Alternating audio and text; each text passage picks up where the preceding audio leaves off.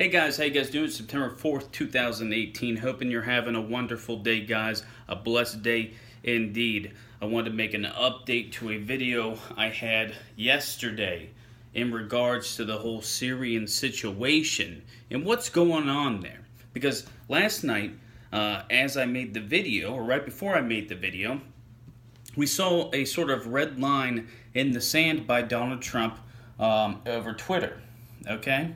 And a lot of people took that. They saw that, and some people thought it was a strict red line.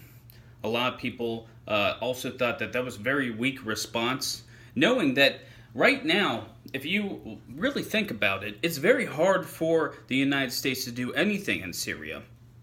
There's a very large Russian fleet that's in the Eastern Med right now. I'm not saying that we don't have the means in the region. We do. All right, we're all over the world, for Christ's sake, okay? But there's a very large Russian naval fleet that is currently there. Russia is very embedded in Syria as it is, and so is Iran, all right?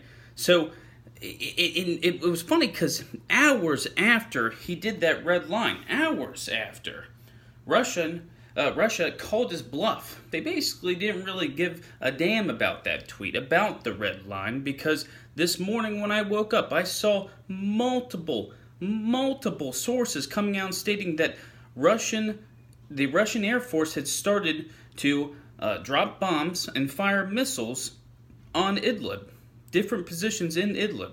A couple hours later, to my surprise, we start hearing, oh wow, around the Hamas area, I think I'm saying that correctly, we're seeing Israeli warplanes bombing different facilities, or what they believe are facilities. Okay, and let's step back a little bit because it's very hard. It's very hard to wrap your mind around everything that goes on around Syria. Okay, you can research this until the cows come home, and you might think that you know it all. But there's always something that we cannot foresee. Okay? And currently, with that rebel stronghold in Idlib, right? Say that the U.S. and the West in general allows Russia and Assad and Iran to go in there, take it over, wipe out the opposition. At that point, Bashar al-Assad wins the civil war. You know, essentially, he wins the civil war. And what are the ramifications for that happening? If he wins that war, very good for Russia, extremely good for Russia. Their ally is now completely ruling Syria as he once did before. Very good for Iran. Very good for Iran. Iran already has a foothold in Syria. Okay, and there's rumors that there's missile silos and missile facilities that are in Iraq that are owned by Iran. All right, but if Idlib falls and the U.S. and the West do nothing in Idlib and the rebels lose out, Bashar al-Assad claims victory, then Iran has a foothold, a very large foothold in that entire region, which is not going to sit pretty for the U.S. or Israel. All right, Russia came out a couple weeks ago, started talking about how there was a false flag chemical weapons attack that was going to occur and that the U.S. was going to use this to strike Bashar al-Assad. And honestly, at this point, that may have been the case. That may have been the case, all right? Because the U.S., the West in general, and Israel, they do not want Iran to have a foothold in that region. Russia's going to have a foothold, and I think that's something that most of the West is just going to, they don't want to accept it, but it's going to happen, all right?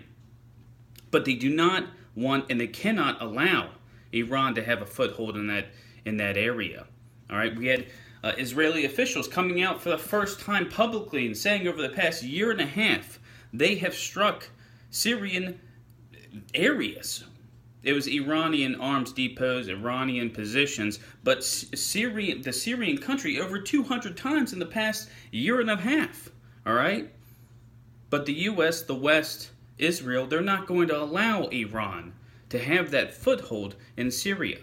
And now we're hearing from President Trump coming out via this tweet. and saying, listen, if this offensive happens in Idlib, which it looks like it's definitely happening now, all right, a ground offensive may not happen just yet. A UN special envoy came out and stated that the date is September 10th for that. Right now, these missiles being fired, these bombs being dropped, that's to soften the position so when the ground invasion comes in, it's much easier to deal with it. All right? Much easier to deal with it. But now we have President Donald Trump coming out with this tweet saying that this offensive in Idlib is going to amount to hundreds of thousands of people dying. All right? And they may use this as a pretext to attack Assad regardless. Also, Nikki Haley coming out today saying that they're trying to stop something from happening before it does. And they're talking about the offensive. All right? Very, very, very critical. We need to watch what's going on. Right now, the mainstream media is all talking about the Supreme Court nominee. And honestly, the mainstream media is probably not going to talk about Syria that much unless a chemical weapons attack occurred. Now, why I think a chemical weapons attack is kind of off the table now, I may be wrong. I may be wrong. But the reason I believe it may be off the table now is because Russia's brought so much light to it. All right? And the U.S. and the West and whoever it is now looking at this and saying, you know what, maybe we have to go a different direction. Do I think that means they're just going to give up? No. They will never let Iran have a foothold.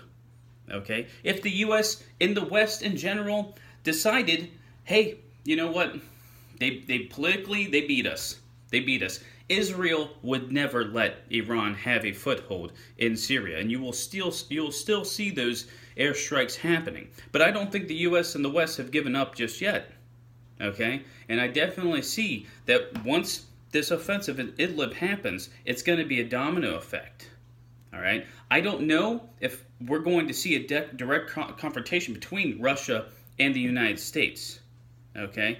And if you are a believer in Christ and you read the Bible, a lot of people say, listen, prophecy, it's in Syria. All right? The war of wars starts in Syria. Okay? And as a believer myself, that frightens me. The situation in Syria frightens me to God. All right? So, right now, I don't know if we're going to see that direct confrontation. I just don't know if this is it. In my last video, when I talked about the powers to be not, having a plan for World War III, now what I was talking about was this present situation. Okay, I definitely think that there are people and individuals, groups, so powerful that they make decisions on all of our lives, whether it's for money, whether it's for political gain, whether it's for political influence around the world. These things are decided for us. It's sad, but it's true. All right? There's been plenty of examples in the past of things happening, false flags occurring to push agendas. All right? I don't know if that is something that's currently happening with Idlib, but there is a lot of evidence stating that it could be. All right? But currently, what we need to watch is what happens in the coming days. Russia's already firing missiles. Okay? Turkey has military on their border to deal with refugees, most likely. Israel is firing missiles. Okay? And the U.S. has the means. The U.S., UK, France all have the means in the region to strike Assad if need be. All right, we need to continue to watch this situation as it unfolds. It's very, very critical. Over the next week, a lot can occur. Tonight a lot can occur. We're getting word that different Israeli officials are canceling everything in their plans this evening. We may see more fireworks tonight in Syria by Israel. Continue to watch the situation, guys, all right? Grab a beer, say a prayer, and as always, keep your eyes to the skies. God bless.